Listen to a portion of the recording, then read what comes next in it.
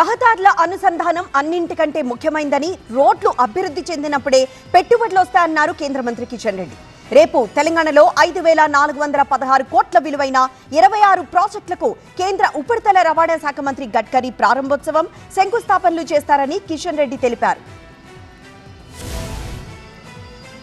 ప్రధాని మోదీ నాయకత్వంలో ఎన్డీఏ ప్రభుత్వం రోడ్ల నిర్మాణాన్ని వేగవంతం చేసిందన్నారు కేంద్ర మంత్రి కిషన్ రెడ్డి. గత 10 ఏళ్లుగా తెలుగు రాష్ట్రాల్లో జాతీయ రహదారులను అభివృద్ధి చేస్తున్నట్లు తెలిపారు. తెలంగాణ 33 జిల్లాల్లో 32 జిల్లాల నుంచి జాతీయ రహదారులు వెళ్తున్నాయని, రోడ్లు అభివృద్ధి చెందినప్పుడే పెట్టుబడులు వస్తాయన్నారు. రహదారుల అనుసంధానం అన్నిటికంటే ముఖ్యమైందని, అందుకే వాజ్పేయి హయాంలో ఎన్డీఏ ప్రభుత్వం స్వర్ణ చతుర్భుజి పథకాన్ని అమల్లోకి తెచ్చిందన్నారు. తెలంగాణలో వేల కోట్లతో వందల కిలోమీటర్ల రోడ్ల నిర్మాణం జరుగుతోందని, తెలంగాణకు సంబంధించిన 5 ప్రధాన కారిడార్ల నిర్మాణానికి 1,00,000 కోట్లు ఖర్చవుతుంది అన్నారు. ఈ నెల 5న కేంద్ర మంత్రి నితిన్ గడ్కరీ తెలంగాణలో 5,416 కోట్ల రూపాయల విలువైన 26 ప్రాజెక్టులకు ప్రారంభోత్సవం, శంకుస్థాపన కార్యక్రమాలు చేయనున్నారని కిషన్ రెడ్డి తెలిపారు.